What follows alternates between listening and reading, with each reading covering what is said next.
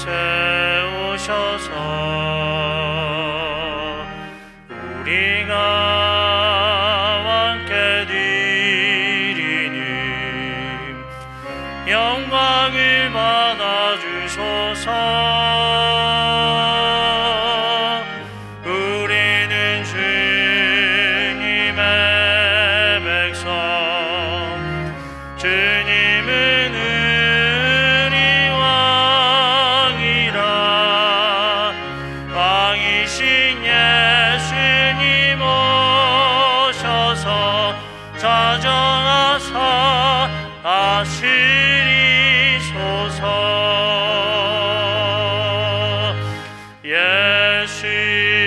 예수리 주시여 이곳에 오셔서 우리가 주께 드리니 찬양을 받아주소서. 우리는 주님의 종들, 주님은 우리 주시라. 주 대신 예수님 오셔서 이 찬양을 받아주소서.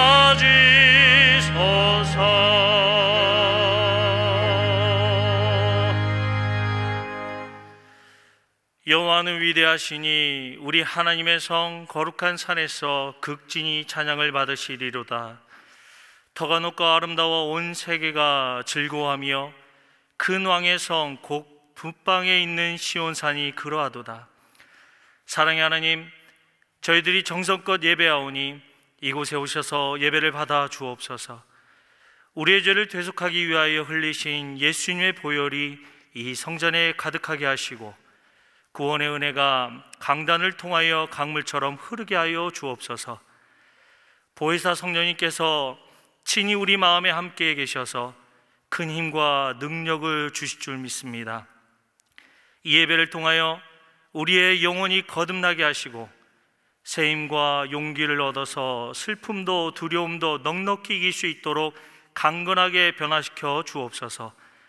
언제나 우리와 함께 하시며 우리의 예배를 기쁘게 받으시는 예수님의 이름으로 기원하옵나이다. 아멘. 이제는 사도신경으로 우리의 신앙을 고백하오니 나는 전능하신 아버지 하나님 천지의 창조주를 믿습니다. 나는 그의 유일하신 아들 우리 주 예수 그리스도를 믿습니다. 그는 성령으로 잉태되어 동정녀 마리아에게서 나시고 본디오 빌라도에게 고난을 받아 십자가에 못 박혀 죽으시고 장사된 지 사흘 만에 죽은 자 가운데서 다시 살아나셨으며 하늘에 오르시어 전능하신 아버지 하나님 우편에 앉아 계시다가 거기로부터 살아있는 자와 죽은 자를 심판하러 오십니다. 나는 성령을 믿으며 거룩한 공교회와 성도의 교제와 죄를 용서받는 것과 몸의 부활과 영생을 믿습니다. 아멘.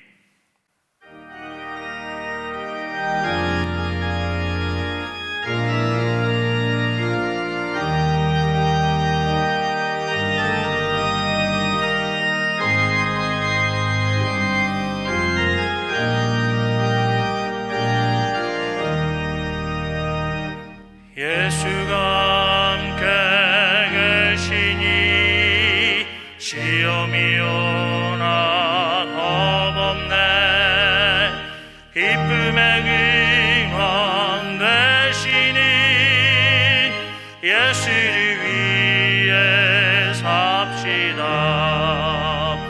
날마다 주를 섬기며 언제나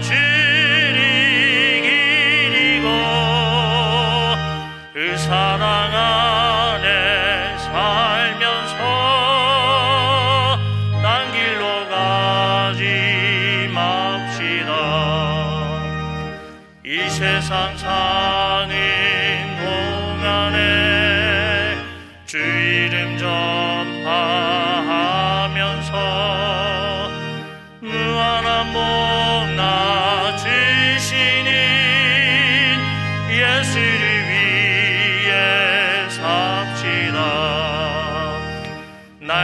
날마다 주를 섬기며 언제나 주를 기리고 그 사랑 안에 살면서 난 길로 가지 맙시다. 이 세상 친구 없어도 예수는 나의 친구니 불의한 일을 버리고 예수를 위해 삽시다. 날마다 주를 섬기며 언제나 주를 기리고 그 사랑 안에 살면서 딴 길로 가지 맙시다. 주께서 심판하실 때 잘했다 칭찬하리니 이러한 상을 받도록 예수를 위해 삽시다. 날마다 주를 섬기며 언제나 주를 기리고 그 사랑 안에 살면서 딴 길로 가지 맙시다.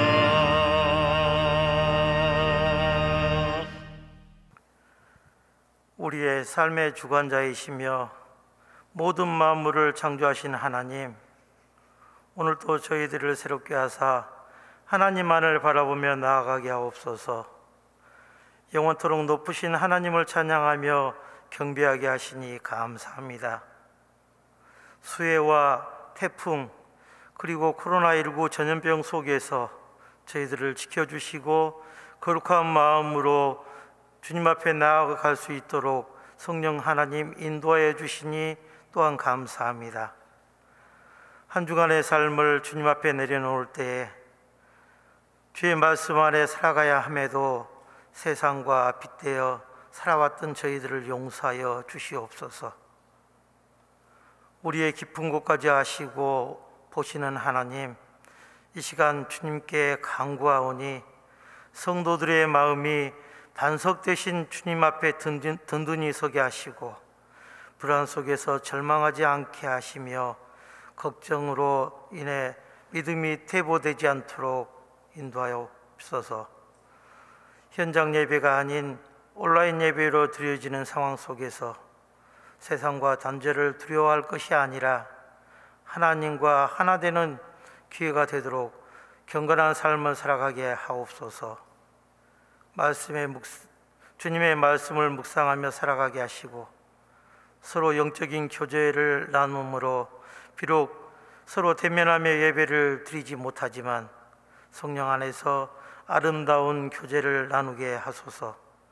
오직 주님만을 바라보며 영원토록 신실하신 하나님을 찬양하는 삶이 되게 하옵소서. 이 시간 아버지 앞에 하나님 아버지, 눈에 보이지 않지만 코로나19가 세상에 퍼지고 있는 상황으로 모두가 힘겹고 어려운 시간을 보내고 있습니다. 세포 하나까지 만지시고 주관하시는 하나님, 이 시간 코로나19의 종식을 위해 기도합니다. 이 나라와 온 세상 속에서 수많은 사람들이 건강과 목숨을 앗아가는 코로나19가 속히 종식되게 하옵소서. 인간의 탐욕으로 말미암아 시작된 일이지만 저희들이 고개 숙여 하나님 앞에 간절히 간구하오니 이 땅을 고치시고 치유하여 주시옵소서. 코로나19를 막기 위해 수고하고 애쓰는 의료진들의 수고가 헛되지 않도록 하여 주시고 모든 인류가 하나님의 섭리와 계획하심 안에 있음을 알고 겸손한 마음으로 주님께 긍휼을 구하게 하소서. 온 교회가 한 마음으로 코로나19 종식을 위해 협조하게 하시고 하나님을 의지함으로 지금의 위기를 잘 극복하게 하옵소서. 이 시간 말씀을 전하실 홍성우 유임 목사님께 성령으로 기름 부어 주셔서 성도들은 귀를 열어 주님의 음성을 들으며 말씀 가운데 치유하시고 회복시키시는 하나님의 능력을 체험하게 하옵소서. 아름다운 선율로 주님께 찬양 드릴 김나은 집사의 연주를 기쁘게 받아 주시옵소서. 감사드리며 예수님의 이름으로 기도드립니다. 아멘.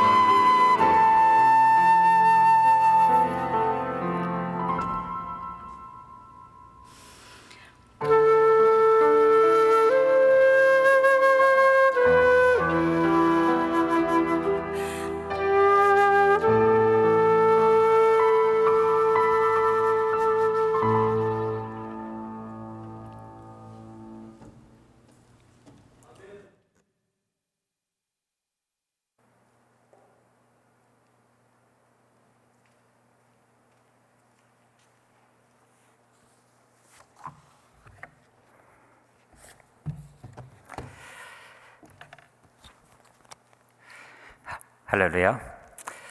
비록 우리가 온라인을 통해서 비대면 예배로 하나님 앞에 서지만 그러나 그 하나님 앞에 선다는 그 자체가 오늘 우리에게 하나님께서 허락하신 놀라운 복이요 은혜이자 오늘 우리 삶의 고백인 줄로 믿습니다.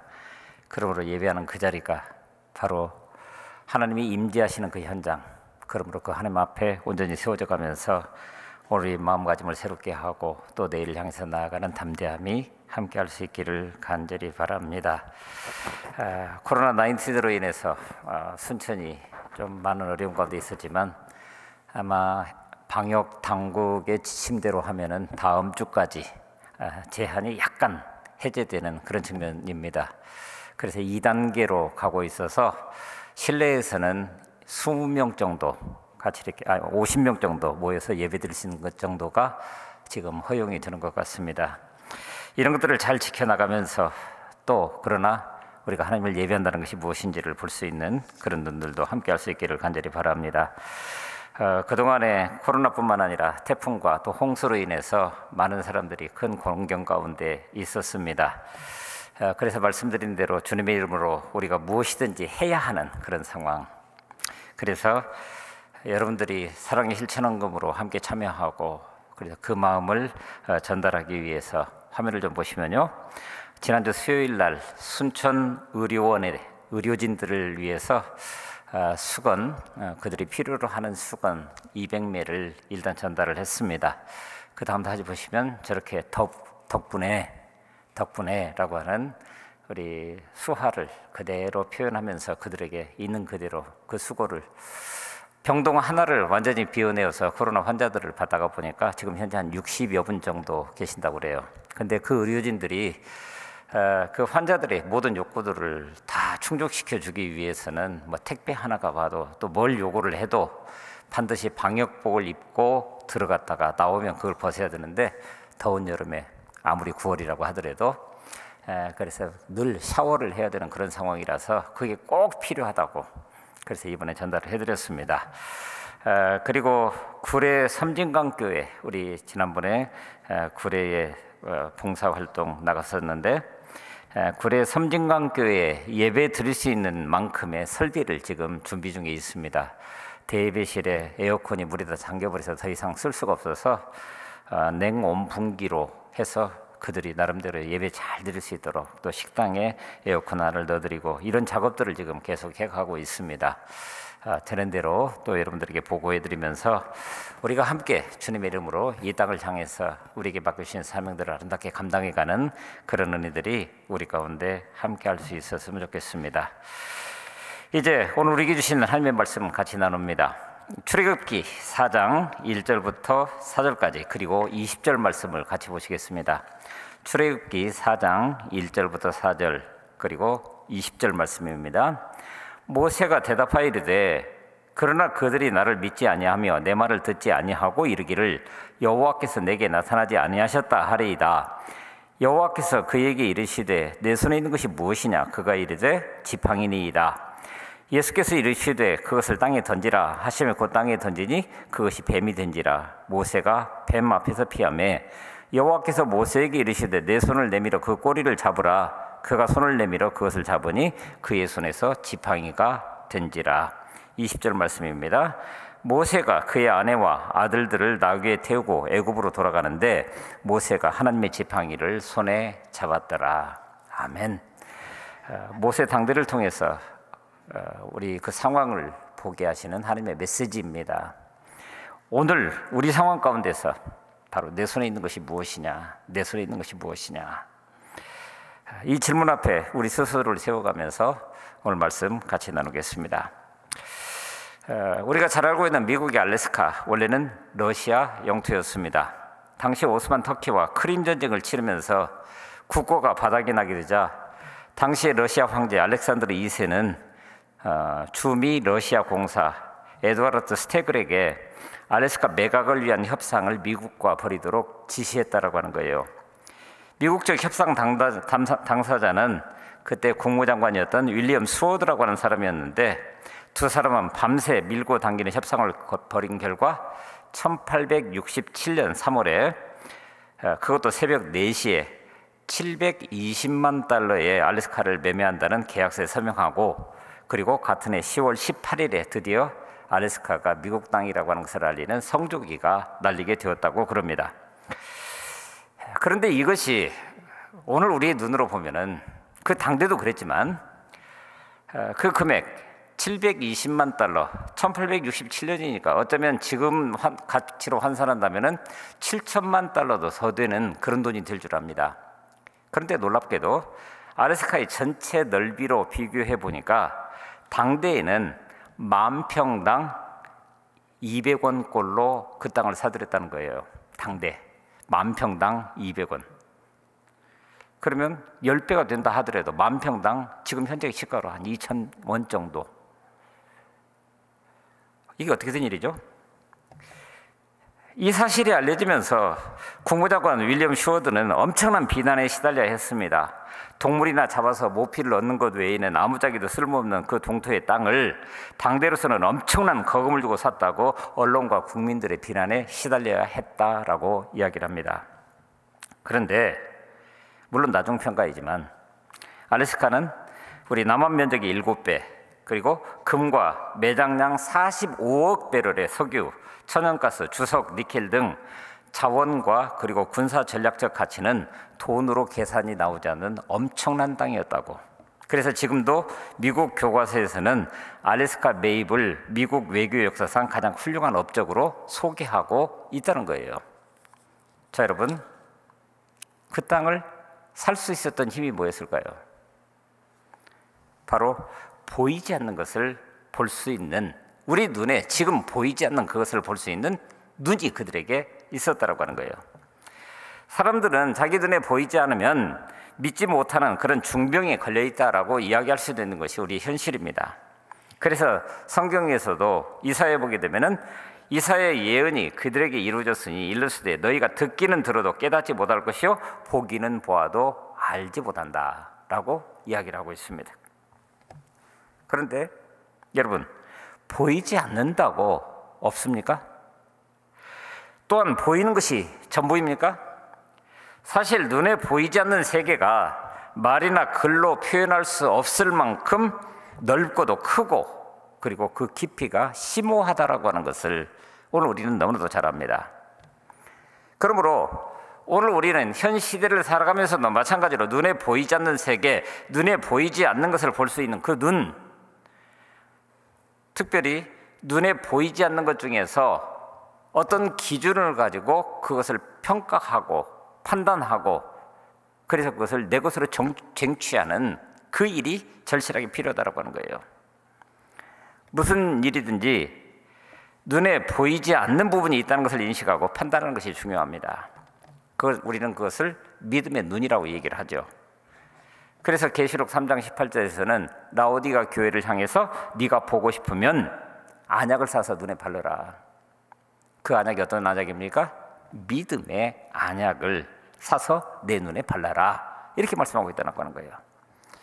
자, 그러면 여러분, 오늘 지금 우리가 살아가고 있는 이 현 시점에서 코로나 전국이 장기화되어 가면서 우리 스스로가 뭘 할 수도 없는 이런 상황 가운데서 과연 믿음의 안약을 사서 내 눈에 발라 우리가 꼭 보아야 할 것이 무엇인지 오늘 우리의 현실 속에서 바로 그런 질문 앞에 설 수밖에 없다라고 하는 거예요. 자, 오늘 본문 한번 같이 보십시다. 지난주에 보셨던 말씀에 이어지는 말씀인데 자기 백성의 부르짖음을 듣고 하나님께서 일하시기 시작하십니다.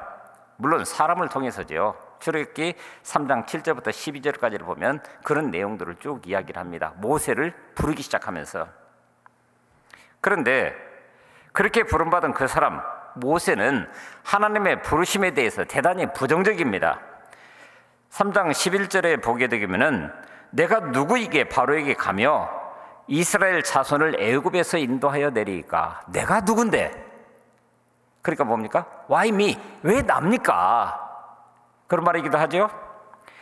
그리고 마침내 그 부르심에 순종하기는 하는데 오늘 본문 1절 말씀을 보게 되면 제가 표준 세번역으로 읽어드립니다. 그러나 모세는 이렇게 말씀을 드렸다. 그들이 저를 믿지 않고 저의 말을 듣지 않고 주께서는 너에게 나타나지 않으셨다 하면 어떻게 합니까? 하나님은 모세에게 자신의 백성들을 끌어낼 그런 사명을 지금 부여하고 계시는데 모세는 온갖 이유를 다 대면서 못 가겠다고 버티면서 5번이나 하나님과 실랑이를 하고 있는 모습이 출애굽기 3장에 나타난 사건입니다. 자, 여러분, 오늘 우리라면 어떻게 하시겠습니까? 오늘 우리라면. 그런데 놀랍게도 그런 상황에서 하나님은 뜬금없이 모세에게 이런 질문을 합니다. 내 손에 있는 것이 무엇이냐? 내 손에 있는 것이 무엇이냐? 그가 이르되 2절에 지팡이니이다. 지팡이라고요? 당시 목동들이 을이 지니고 다니고 있었던 양치기용 그 지팡이? 그런 지팡이로, 아니 더 정확하게는 이 작고 볼품없는 막대기로 할 수 있는 게 도대체 뭔데요? 영화 10개라는 영화를 보게 되면은 찰튼 헤스턴이 배우로 주연했었던 그 영화 말입니다. 그 영화에서 모세의 손에는 언제나 그의 키만큼이나 크고 신비롭게 보이기까지 하는 대단한 지팡이가 쥐어져 있었습니다. 온갖 기적을 행할 지팡이라면 영화에서 보는 것처럼 그 정도는 신비하게 보여야 아마 납득이 될 수 있는 아마 그런 모습일 것입니다. 그런데 정말 그랬을까요? 우리 화면을 좀 보실까요? 터키 이스탄불에 가보면 토카피 궁전이라고 하는 원래 술탄이 머물고 있었던 궁이었다가 왕정이 폐지되고 난 다음에 박물관으로 쓰이는 유적이 있습니다. 그 저정문을 통과해서 들어가게 되면 거기에서 만나게 되는 것이 그 다음 토카피 궁전의 행복의 문이라고 하는 소위 술탄의 주기식이 거행되는, 그러니까 벌써 들어가는 입구부터 시작해서 범상치 않은 엄청난 규모의 궁이 거기에 있는 것을 보게 됩니다. 근데 이것이 나중에 박물관으로 쓰이게 되는데 바로 그 토카피 궁전 보물관에 가보면 그야말로 당대의 화려한 유물들이 즐비합니다. 뭐 하루에 돌 수 없을 만큼 많은 그런 보물들이 거기에 있습니다. 한번 볼까요? 맨 왼쪽에 있는 것은 무려 86캐럿에 해당된다라고 하는 스푼 다이아몬드라고 하는 세계 유일의 다이아몬드가 거기 있습니다. 그리고 오른쪽 위 사진은 술탄이 늘 가지고 다니는 그런 단도였다라고 얘기를 하는데 그 손잡이에 보면은 큼지막한 에메랄드가 그리고 온갖 보석으로 치장되어 있는 것을 보게 됩니다. 그리고 밑에는 술탄이 앉아 있었던 그 왕좌라고 이야기할 수 있는 그것인데 거기에는 무려 보석이 1000개 이상이 줄줄이 박혀 있다는 거예요. 그런데 이런 보물만 있는 것이 아니라 그 다음을 보시면요, 세례 요한의 사도 요한의 두개골과 손뼈라고 주장되는 그것이 황금에 쌓여 있어서 저렇게 전시되고 있는 걸 보게 됩니다.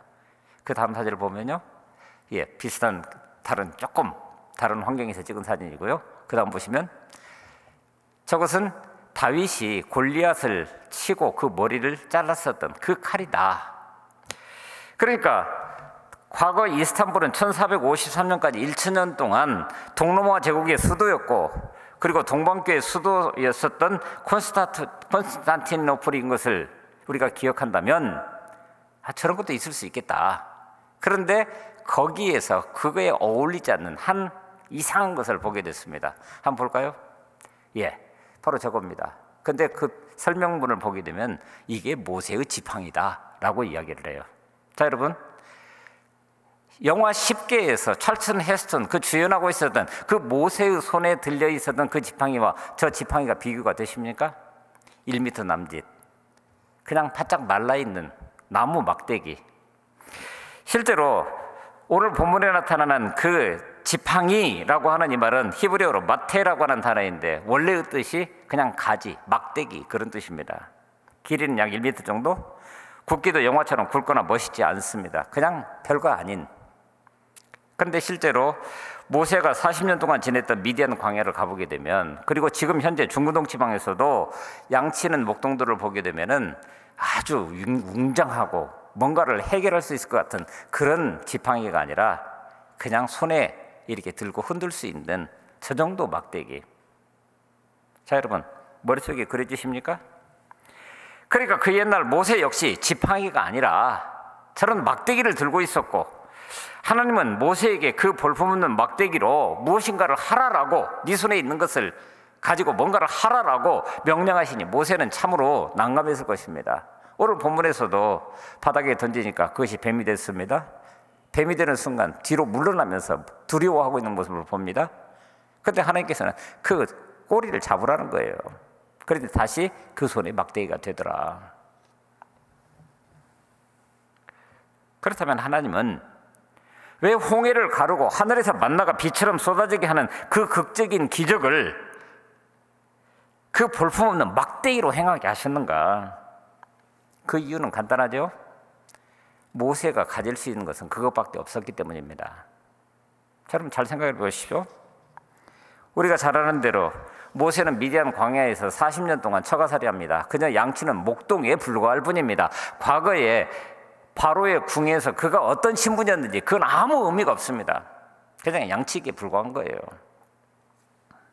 그러니 모세의 지팡이는 그저 모세가 지나다니다가 양을 치는데 저 정도면은 쓸만하겠다 하고 길거리에서 그냥 주운 또는 꺾은 그런 막대기, 그것이 40년 동안 광야에서 그의 삶을 유지시켜 줬었던 그 막대기였다고 하는 거예요. 정말 볼품없는 막대기에 불과했습니다. 그러나 하나님은 그 손에 들려있는 지팡이, 그 막대기를 통해서 하나님 자신이 하실 일을 하셨다고 하는 거예요. 그 양치기용 지팡이로 나일강을 쳤을 때 나일강이 피로 변했습니다. 그 지팡이를 하늘로 높이 쳐들었을 때 하늘에서는 불과 우박이 쏟아졌습니다. 그 지팡이를 앞으로 쭉 내밀게 됐을 때 무려 폭이 32km에 달한다라고 하는 홍해가 쫙 갈라지는 그런 역사가 있었습니다. 그 지팡이를 손에 쥐고 기도했을 때 오합지졸이었었던 어쩌면 민병대 수준의 이스라엘이 아말렉 정규군과 싸웠어도 대승을 할 수 있었던, 정말 하나님의 말씀대로 모세가 그 지팡이를 사용할 때마다 기적이 일어났습니다. 하나님이 이 땅 가운데 하시는 일을 있는 그대로 보여주셨습니다. 그런데 그러고 보니까 이 작고 볼품없는 지팡이는 어쩌면 모세 자신을 있는 그대로 드러내 보이고 있는 것 아닙니까? 광야에서 40년 동안, 애굽에서 40년이 있었다고 하지만 그 모든 것들이 다 잊혀져 버려가는, 그래서 양치기에 손에 들려져 있는 나무 막대기나 별반 다를 것 없는 그런 인생.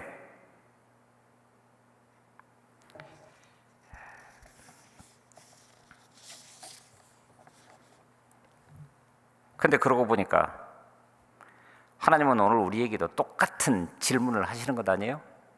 내 손에 있는 것이 무엇이냐? 오늘 우리도 마찬가지로 그렇게 대답할 수밖에 없습니다. 지팡이입니다. 내가 무엇인가를 가졌다라고 하는데 오늘 우리의 현실 속에서 보게 되니까 우리 손에 들려있는 게 아무것도 없다라는 거예요. 그냥 마른 지팡이 하나, 삶을 영위하기 위해서 양을 치는데 필요로 했었던 그 막대기. 그러나 바로 하나님의 손에 들려지는 것, 그 지팡이를 통해서 무엇인가 일을 한다라고 한다면 오늘 우리는 본문 20절에서 나타난 것처럼 그것이 하나님의 지팡이라고 한다면 바로 그 손에 들려져 있었던 그 지팡이를 하나님의 지팡이라고 표현할 수 있는 그런 기록을 이 땅 가운데 남기기 위해서 오늘 우리에게 과연 무엇이 필요하냐라고 하는 거예요. 지금 코로나19 전국을 바라보면서 오늘 우리는 자주 섞인 말로 그런 이야기들을 하게 됩니다. 오늘 우리의 삶, 그리고 한국 교회의 민낯과 밑바닥이 있는 그대로 다 드러난 것 같다, 그런 이야기를 합니다. 요즘 우리 성도들을 통해서 수많은 이야기들을 듣습니다. 코로나 전국이 6개월, 7개월 이런 식으로 진행되다가 보니까 이제는 우리가 대면 예배를 통해서 하나님 앞에 예배드리는 것이 너무나도 대면 예배가 아니라 비대면 예배를 통해서 하나님 앞에 예배드리는 것이 너무나 익숙해져 있다고 하는 거예요. 근데 익숙해져 있는데 어떤 분이 그런 얘기를 해요. 적어도 처음 한두 달은 정장을 입고 거실에서 온 가족이 함께 모여서 집중해서 그 예배에 참여했다고 하는 거예요. 넥타이도 다 매고. 그러더니 조금 시간이 흐르고 나니까 어떻게 돼요? 넥타이는 아예 날씨도 더워지니까 집인데, 그러더니 조금 있다가는 소파에 기대기 시작하더니 이제는 아예 눕더라는 거예요. 소리는 들려오니까. 그러다 보니까 예배 드리는 과정을 통해서 오늘 우리 스스로가 민망하다라고 여길 수밖에 없는 그런 현실들이 우리의 현실, 그냥 옷차림부터 시작해서 심지어는 설교 시간에만 집중하고, 아니 소리는 여전히 들려오니까 내일 하면서도 예배에 참여하고 있다고 생각하는 그런 부분들이 실제로 있더라는 거예요. 그러니까 결국 무엇입니까? 대면 예배냐 비대면 예배가 중요한 게 아니라, 어떤 그 예배의 형식이 문제가 아니라, 오늘 우리가 그 하나님을 향해서 예배한다라고 하는 그 마음의 중심, 그 마음가짐, 그 자세, 그 태도, 이게 어떠냐라고 하는 것을 물어야 되는 때 아니에요? 또 어떤 분은 그런 얘기를 하더라고요. 사회적 거리두기를 하라고 했는데 나도 모르는 사이에 하나님과 거리두기를 하고 있더라. 이것이 어쩌면 오늘 우리가 믿는다라고 하는 오늘 우리의 진짜 자신의 모습들 아닐까? 더군다나 대면 비대면 예배 논쟁과 함께 지금 이 땅의 사람들은 교회를 보고 핏발선 눈으로 도대체 교회란 무엇이냐, 교회를 다닌다는 너희는 도대체 뭐냐, 이제 교회라면 진저리가 나서 듣기도 쳐다보기도 싫다는 사람들도 많습니다. 오죽 했으면 어떤 식당에서 미안합니다만 예수 믿는 사람들은 받지 않습니다. 이것이 팻말로 붙어 있을 정도로. 우리가 왜 이 지경까지 이르게 됐을까요? 도대체 뭐가 문제일까요? 여전히 오늘 우리 교회의 희망을 기대할 수 있는 겁니까? 희망을? 내일을? 바로 이런 고뇌가 있다고 한다면 그때가 바로 하나님 앞으로 나아가야 할 때입니다. 주님의 음성을 목말라 해야 하는 그런 때예요. 내 손에 들려져 있는 것은 그저 마른 막대기에 불과한 이 지팡이 하나뿐이지만, 그러나 그것이 하나님의 기적을 이 땅 가운데 일으키고 하는 하나님의 지팡이가 되기 위해서는, 오늘 성경에서는 그 사이가 빠져 있지만 끊임없이 하나님 앞에 갈망과 목마름으로 다가가고 있고, 하나님이 내게 말씀하실 때마다 그 음성에 대해서 내 나름대로 삶과 형편을 바라보면서 그것에 응답해가고, 물론 그것이 뒤로 자꾸 물러나는 그런 일들이었지만, 그러나 마침내 작정을 하고 돌아서게 됐을 때에, 그래서 애굽으로 돌아가고 있을 그때 모세의 손에는 하나님의 지팡이가 들려 있었더라. 지난주 동안에 영국의 마틴 로이드 존스 목사가 한국 교회에 주는 메시지, 지금은 노래할 때가 아닙니다 라고 하는 한 동영상이 떠서 그것을 좀 보게 됐습니다. 좀 길어서 그냥 제가 압축해서 설명드리고자 합니다. 사실은 1981년에 돌아가셨으니까 40년, 50년 전에 영국 교회를 향한 애타는 부르짖음이었는데, 2020년 코로나 전국에서 오늘 이 땅의 성도들, 이 땅의 교회들을 향해서 주는 말씀이라고 해도 전혀 이상할 것 없는, 제가 좀 읽어드립니다. 마틴 로이드 존스 목사님 말씀하십니다. 교회 역사는 오르막길과 내리막길이 있는 역사라고, 교회사에서 그랬다고 하는 거예요. 그런데 그 이야기를 듣고 보니까 오늘 우리 한국 교회는 내리막길에 있는 것 같더라.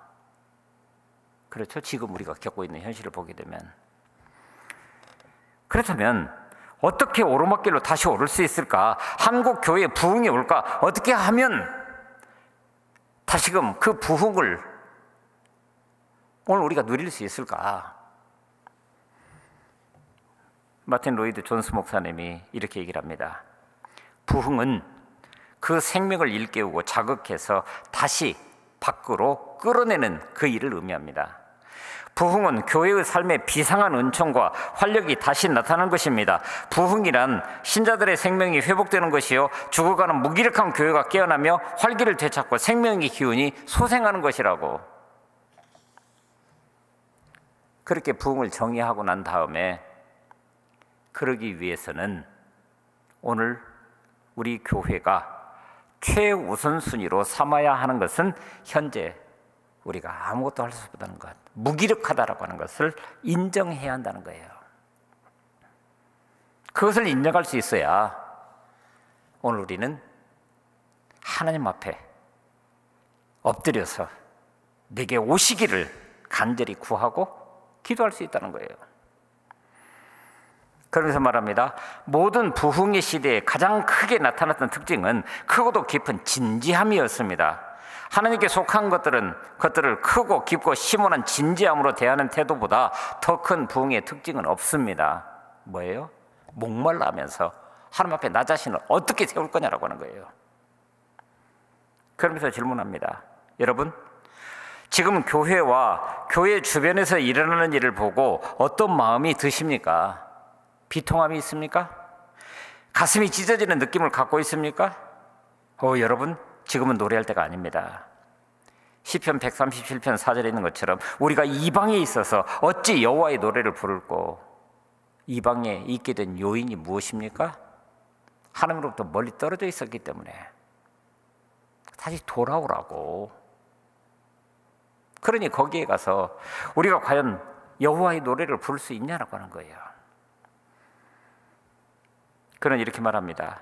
지금은 노래할 때가 아니라 생각할 때이며 설교할 때이고 죄를 깨우쳐야 할 때입니다. 하나님의 메시지를 선포할 때이며 악을 향한 하나님의 진노와 우리의 온갖 어리석은 탈선을 세상에 드러내야 할 때입니다.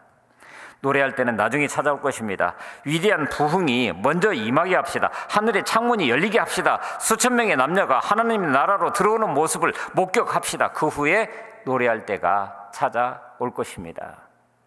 여러분, 이게 오늘을 두고 얘기한 게 아니에요.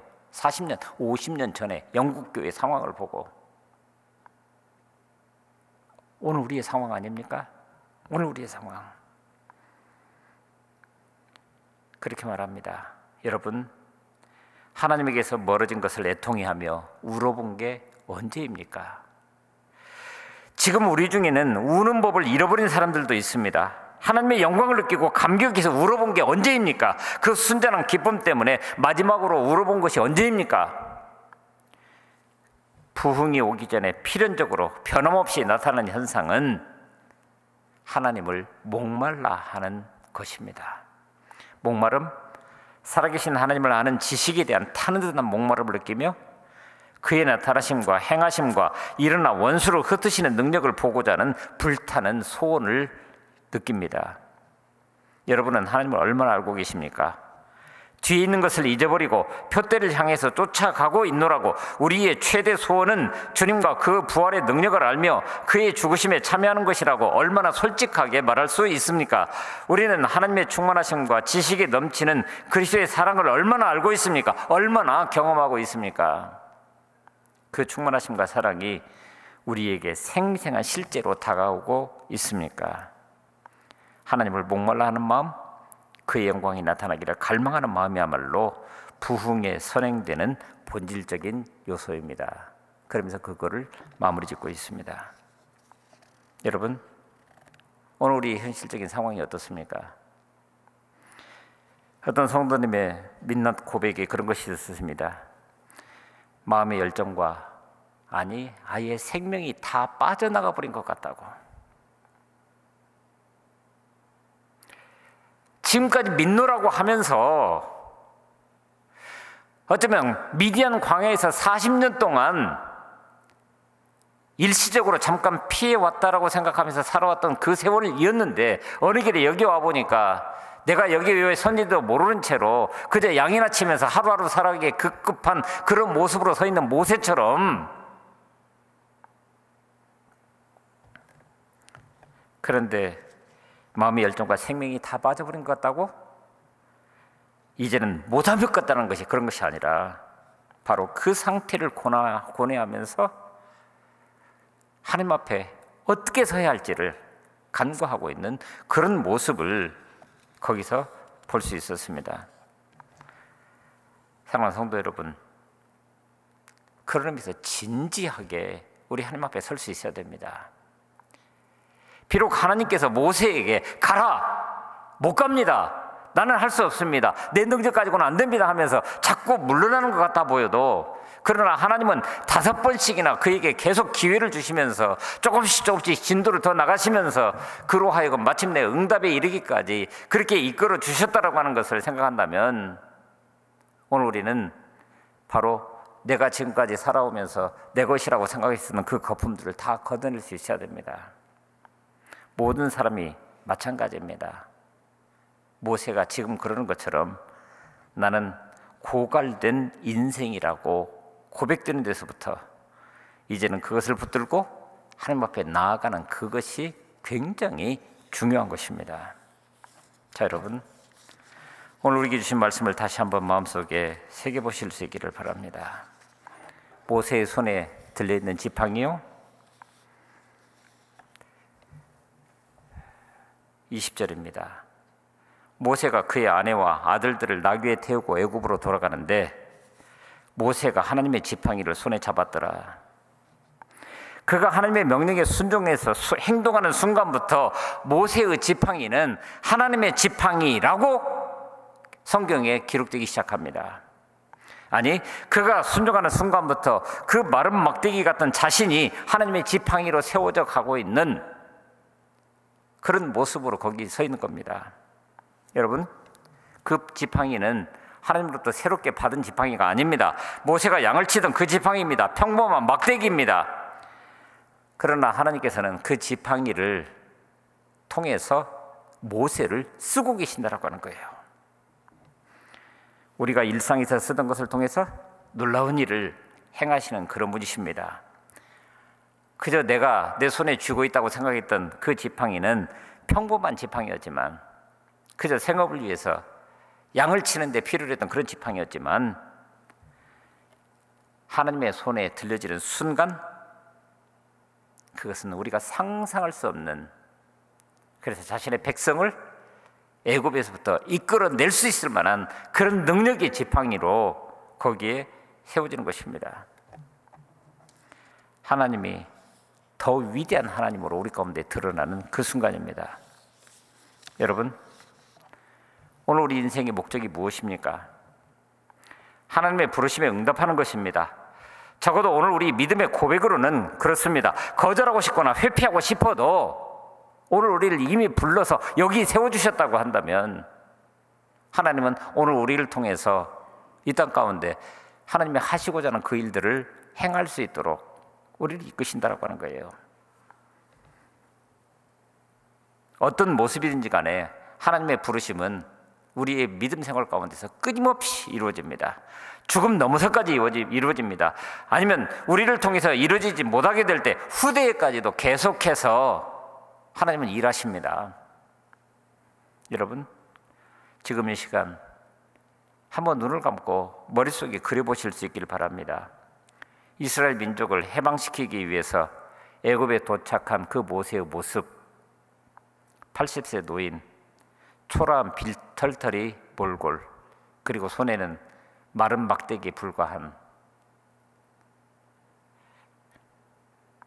그것도 당대의 최고 권력자 바로 앞에서 온갖 휘황찬란한 호를 들고 있고 만조 백관들이 양옆에 쫙 서 있는 그 자리에서 호를 단신 그 촌로가 지팡이 하나 단장 들고, 그런데 그 초라한 몰골의 노인이 별 볼 일 없을 것 같은 그 마른 막대기로 나일강을 쳤을 때 나일강이 피로 변했습니다. 그 볼품없는 이 마른 막대기를 내밀었을 때 홍해가 갈라졌습니다. 그 마른 막대기로 반석을 쳐서 생수를 강물처럼 흐르게 했습니다. 하나님은 우리 손에다가 그 지팡이를 들려주신 거예요.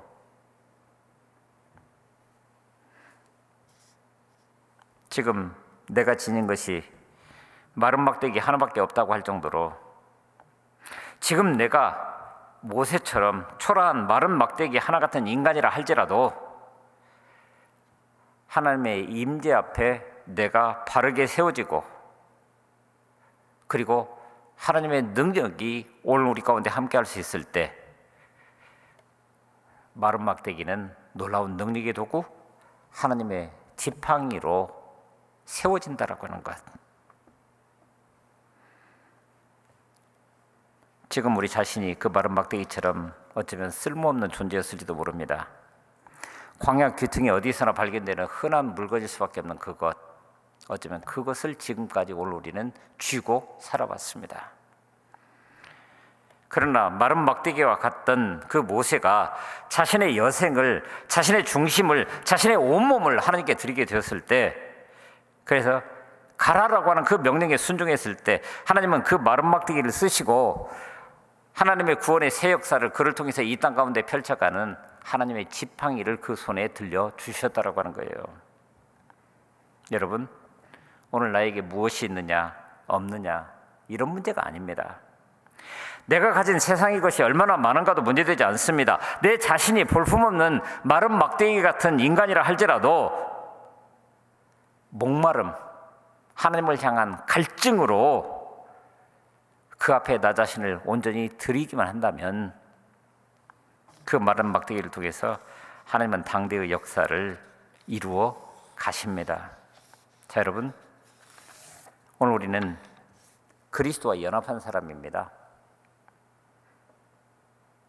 이 연합된 자로서의 삶을 산다는 것은 그리스도의 십자가 사건으로 말미암아 죄를 이길 수 있는 능력을 이미 주셨다라고 하는 것을 의미합니다. 그래서 로마서 6장 13절에 보면은 또한 너희 지체를 불의의 무기로 죄에게 내주지 말고 오직 너희 자신을 죽은 자 가운데서 다시 살아난 자 같이 하나님께 드리며 너희 지체를 의의 무기로 하나님께 드리라 라고 얘기를 합니다. 하나님의 손에 맡기라는 거죠.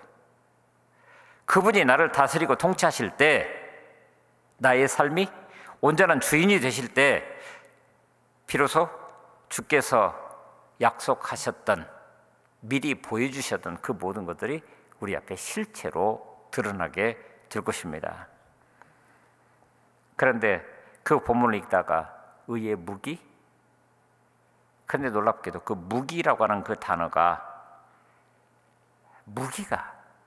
무기라고 하는 뜻도 있지만 또 다른 말로는 악기라는 뜻도 있더라는 거예요.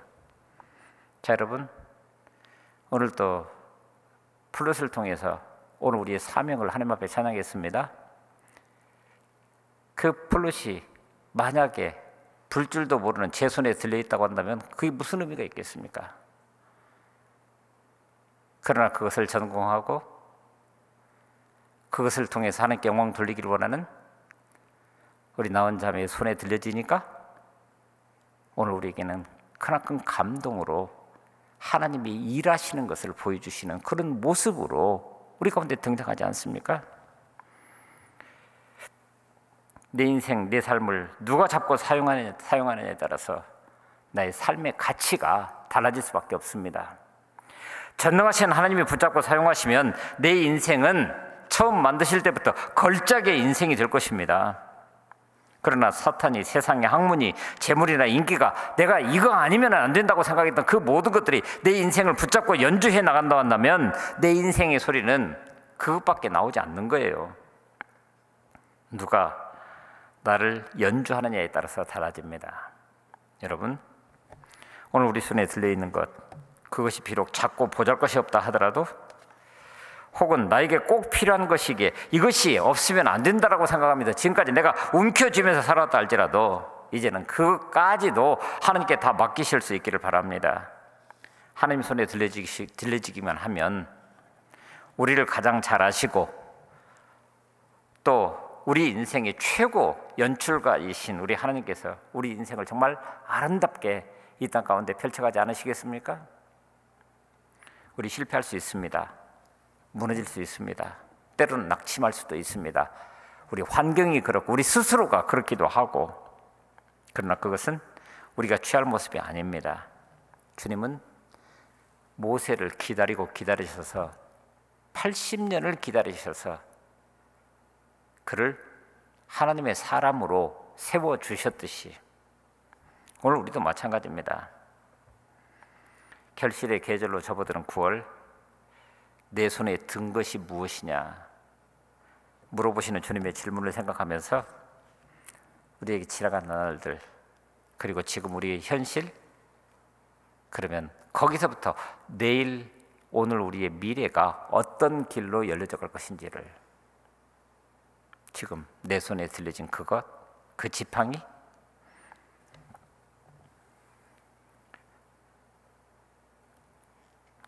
고달픔과 깨어짐의 상징이었던 그 지팡이가 오늘 보면 20절에서 하나님의 지팡이로 기록되고 있는 것을 기억하면서 바로 오늘 우리 인생이 그렇게 기록될 수 있는 그런 우리가 될 수 있기를 간절히 바랍니다. 내 인생을 누가 연주하시기를 원하십니까? 오늘 우리의 삶을 주님께 내어 드리십시다.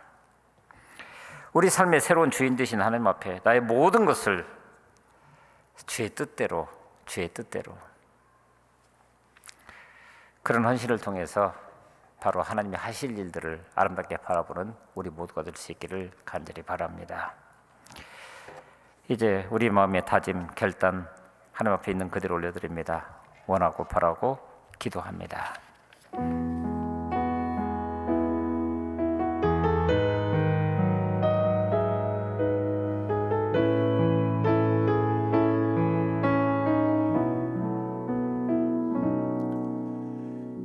세상을 살아가는 동안에 나의 힘을 의지할 수 없으니 기도하고 낙심하지 말 것은 주께서 참 소망이 되심이라. 우리 다 같이 함께 자리에 일어나셔서 주의 길을 걸어가는 동안에 세상의 것 의지할 수 없으니 감사하고 낙심하지 말 것은 주께서 참 기쁨이 되심이라.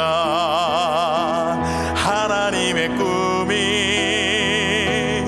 나의 비전이 되고 예수님의 성품이 나의 인격이 되고 성령님의 권능이 나의 능력이 되길 원하고 바라고 기도합니다.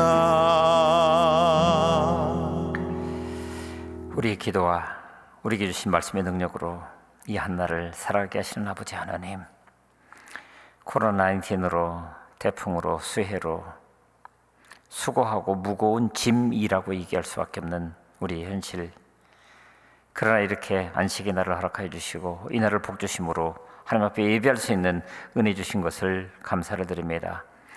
인생의 형통함이 저희의 수고에 있는 것이 아니라 하나님 아버지의 사랑과 그 은혜 주심에 있음을 믿습니다. 힘들고 어려워도 고통 속에서도 주님의 말씀 붙들고 주님만 의지하겠다는 믿음을 담아서 예배하면서 하나님 앞에 예물을 드립니다. 내 손에 들린 것이 무엇이냐? 하나님 이것입니다. 그래서 이렇게 드린 이 예물이 쓰이는 곳곳마다에서 슬플 때나 기쁠 때나 저희와 함께 하시는 주님의 사랑 이 땅 가운데 널리 선포되는 은총이 있게 하여 주옵소서. 모든 가진 것이 저희 것이 아니라 주님이 주신 것인 것을 믿고 그 믿음의 분량을 따라 11조를 드립니다. 믿음을 단련시켜 주신 그 은혜를 감사드리면서 감사의 물도 드립니다. 드린 손길 손길들 복에 복을 더하시고 하나님의 세상의 강한 폭풍 속에서도 흔들림 없는 견고한 믿음의 토대를 차곡차곡 쌓아가는 우리 되게 하여 주옵소서. 주의 이런금 드립니다. 사랑 일천금 드립니다. 성교금 드립니다.